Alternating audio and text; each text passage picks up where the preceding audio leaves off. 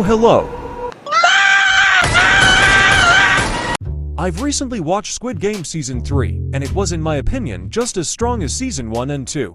But what would happen if instead of making random poor Korean people play the games, all the Brawl Stars characters had to play through these games? I already made a video on who would win in the first season games, so this video will be more like a second part where we look who would have the biggest chance of winning the second and third season games.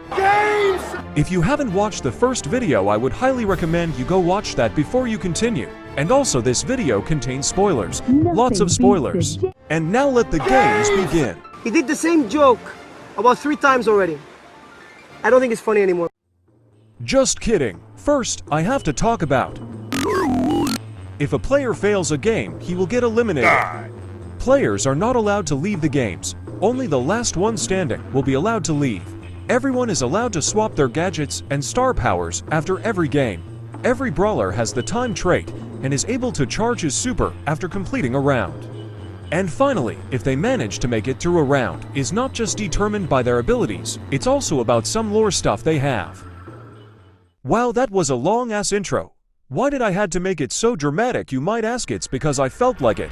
And now let the games begin. For real this time. The first game is just like in the first season, red light, green light. The players have 5 minutes to get from here to here. But the problem is that here is this giant doll that says either red or green light. Hey, what's up, my Nick? And if a player moves during red light, they will be eliminated. Stop! I played these games before! 미쳤다. Whatever. No, please, I'm serious. The yellow head guy, he already did this. Spoiler alert! My head isn't even that yellow. Don't listen to that guy. He's probably high off of shrooms. Yeah, that's true, but still, you gotta listen to me. For this game, you need to be fast or at least of average speed, which means brawlers like 8-Bit, Frank, and Surge won't have enough time to get over the finish line. But before that, we have some other brawlers that won't make it past the first game. Angelo and Eve hover in their walking animations, which means they couldn't stand still whenever the doll says red light. Same goes for Shade. You could argue against this by saying that Angelo stands still in his idling animation, but I really don't think he would walk to the finish line, so he's probably gonna get eliminated. Sandy has 0 chance of even making it close. Max and Hank won't make it either, also not because they are too slow, but because Max has ADHD and Hank because the gunshots will give him flashbacks to the horrors. The horror. The horror. Bonnie is technically just as slow as 8-Bit or Frank, but let's just assume she can get out of her cannon form without her super. In this first game, 9 players got eliminated, which leaves us with 80 for remaining players. But first, I have to let the players vote if they want to continue playing. If you aren't aware of the voting in Season 2 and 3, every player is allowed to vote if he wants to stop or continue the games. If the majority decides to stop, the price will be split among the players and everyone will be allowed to leave. But guess what? They never leave. Instead, they are all like, One more game! One more game! One more game! One more game! One more game! One more game! One more game! One more game! One more game! One more game! That's why I've decided to just not let my players vote at all. LOL, we won't let any of you bozos vote. Okay, bye. This next game is called the 6-legged pentathlon. In this game, players have to form groups of 5. After that, they must play 5 traditional Korean children's games while their legs are tied to their teammates' legs. The 5 games are Dokji, Baiseog Chiji, Gongi, Panji Chigi, and Jegi. These games must all be completed while moving toward and crossing a finish line. If a team doesn't finish all the games or doesn't cross the finish line, they're eliminated. This game is all about skill and not having bad teammates. Because if one of your teammates plays bad, the entire team usually loses. After considering randomizing the teams and even asking ChatGPT to create me random teams, I started bashing my head against a wall until I finally came up with what I think the teams would look like.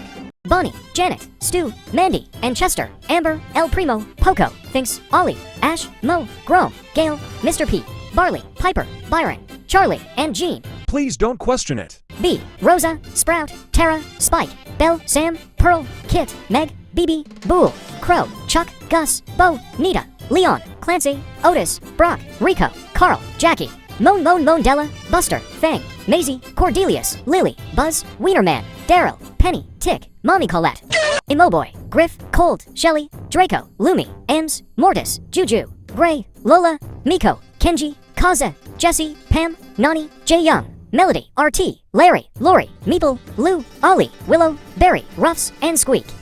Now I'm gonna tell you which teams most likely wouldn't win. The team with Chuck is probably way too slow, because they literally have a guy in a wheelchair in their team.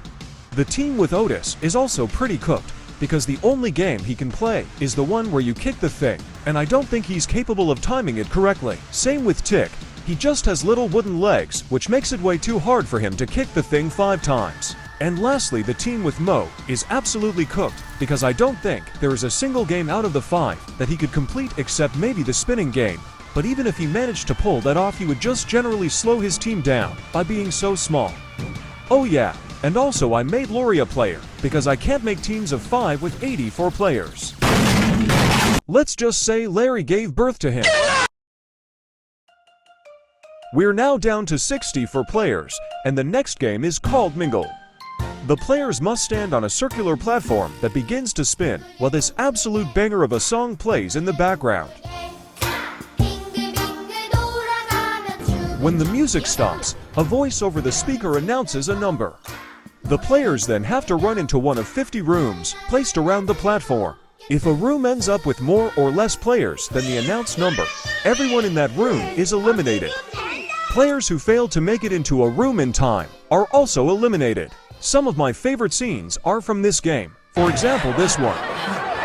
What the? Get the hell out! The way he says it is just too funny for me. Anyways, as for players who wouldn't make it through this game, I feel like Meeple would instantly go into a room alone and lock the door thinking that he could just cheat through this game. I ruled a nat 21! Rule breaker, playmaker! What a idiot. I lost! The players that are willing to sacrifice themselves are probably Stu to save his daughters or whatever they are to him, Pearl for her trio. Same with Nani. I also feel like Buster would sacrifice himself for Fang and Maisie. Brawlers like Meg and Ollie have no trio, or already lost them, therefore not really people that care for them, which most likely means that they're eliminated. The last player to sacrifice himself is definitely Sprout to help Bea and Rosa make it through the game. And lastly, I feel like Griff would do the Thanos move and sacrifice one of his employees if it meant that he would survive this game. God damn it! Let's go! The other brawlers that don't have a trio would, in my opinion, still have a big chance of making it through this game, because I feel like brawlers like Charlie and Juju are pretty charismatic, and brawlers like Kit and Finks would just team up with each other.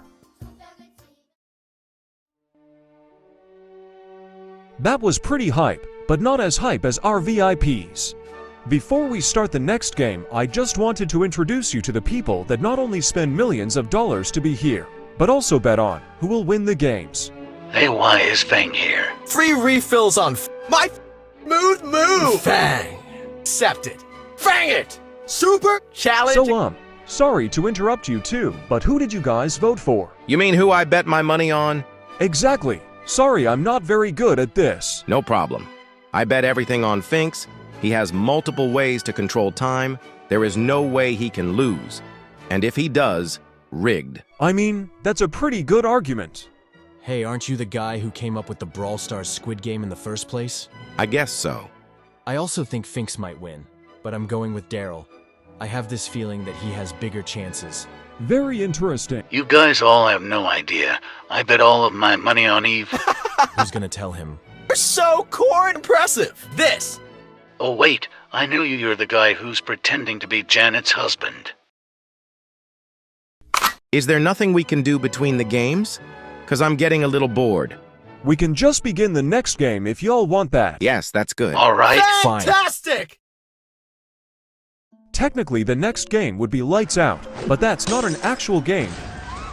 Just jump on him, for God's sake. It's just a way to take out the weak players, and most of those players are gone anyways, which is why this next game will be hide and seek. It's basically like normal hide and seek, except it's not. Players are randomly assigned to one of two teams, red or blue, with an equal number of people on each. The blue players get a key, while the red players get a comically large knife. Players are allowed to switch teams if both of them agree. No. After receiving their items, the blue team is thrown into a maze and has 2 minutes to hide. Then, the red players enter the maze. To not get eliminated, the red players must eliminate at least one blue player with or without the knife. The blue players have those keys that open locked doors inside the maze, but these doors cannot be locked again once opened. There are 3 different kinds of keys, and the maze has exits that can only be unlocked by using all 3 keys together. The blue players just have to survive or get out of an exit.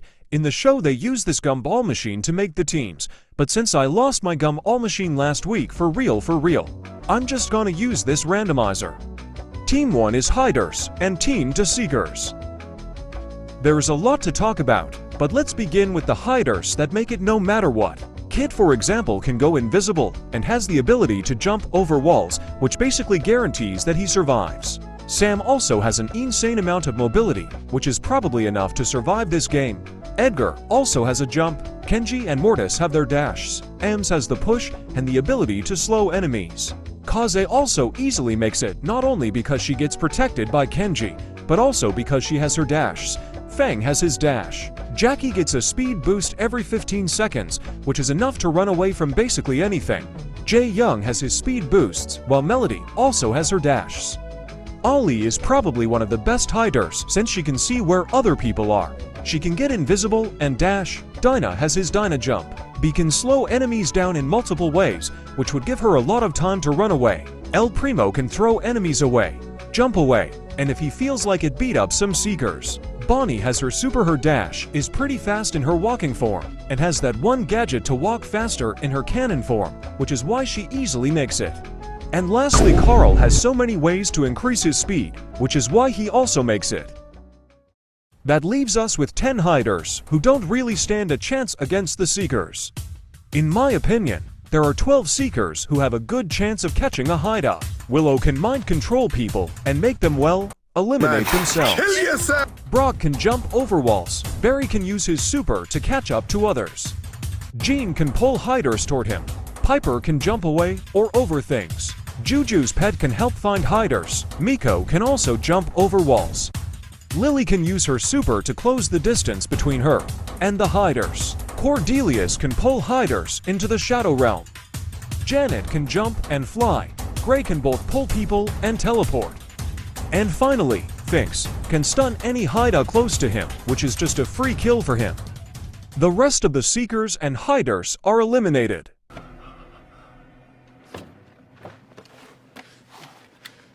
Mamma mia!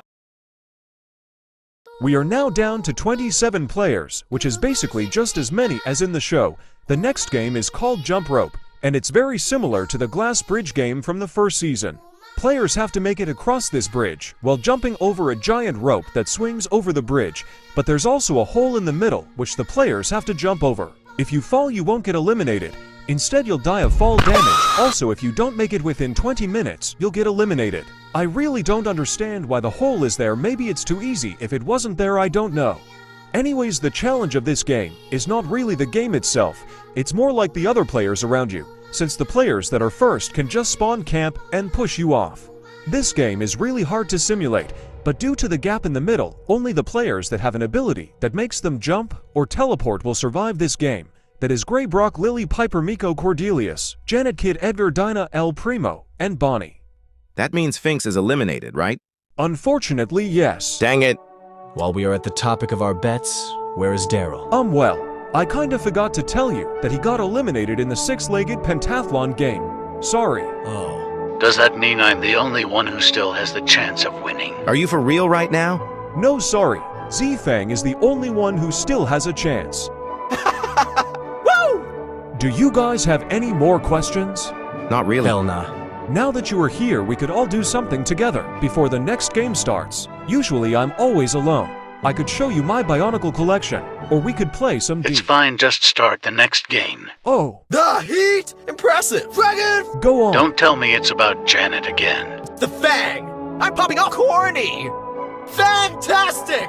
My friend. That's actually a pretty good question. Well, after the first game, I just straight up cloned everyone, except Cordelius, because I didn't want to waste any money making a second one. Popcorn? It's... If you ask me, that sounds like it's illegal. That's because it is. But let's not talk about that. It's like tax evasion. It's almost legal. What the hell are you talking about? Evading my taxes. Look, let's just watch the final game, alright? Yes. Okay. The last game will be Squid Game, and I'm feeling particularly lazy right now, which is why I will just show you this clip of someone else explaining it. Press the button and push a player out of this shape within 20 minutes to succeed and pass to the next game. Go. Well, that wasn't very helpful. Anyways, in this game, all players stand on tall platforms high in the air. The shapes of the platforms are circle, triangle, and square. The players start on the square, and they have to make it all the way to the circle. There is a pole in the middle that players can use to push others off. If nobody dies, then all players will die. One player must fall from each shape for the game to move forward. And also there's a button that players have to press before a player gets eliminated, and it has to be within 20 minutes or else it won't count. All players that are still left after the circle round is over will win the games. Guys, I'm sure the only way to solve this is by using violence. Woo! Let's go!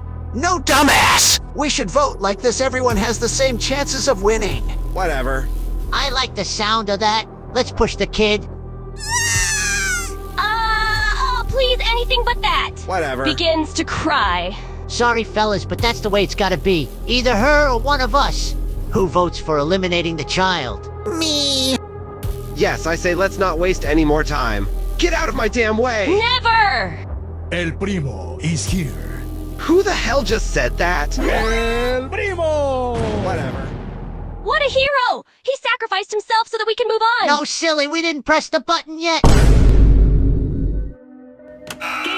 Wow, what a great move. Now we have exactly 20 minutes until we all die. Well done.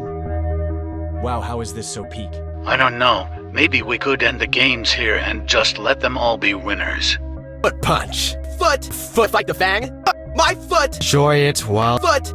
Nope. Rule 2 clearly states that the players are not allowed to leave before they completed all games. Oh look, it seems like they convinced Piper to jump off. Let's go. Lily, please take the metal pole, just to be safe. You guys want to push us all off, don't you? But not me. I'm not the one getting killed now. You guys probably think I'm just some stupid monkey. Fellas, get over here. Don't even think about stepping on that bridge. We only want the old man and the child. Try anything funny and we will push you off. Should we cooperate with them? I don't know. Where the hell did she go? The box goes boom! We all knew the risks. Get her!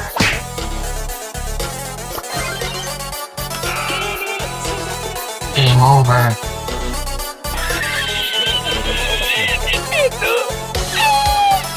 What's so funny about that, huh?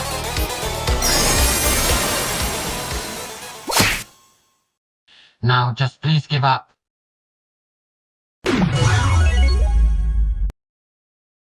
What? Oh God, what have I done? I guess we are horses. GGS. Hello. The final players were Janet, Bonnie, and Dynamike. It's literally 3 a.m. while I'm editing this, and I don't really know what to say except thank you for watching. Please comment something if you enjoyed this video, and let me know if you would like a video that's completely about something out of Squid Game. For example, while re-watching Season 3 a fourth time, I thought of making a video about the lunchbox guy and why he had all rights to, well, end himself. Anyways, goodbye.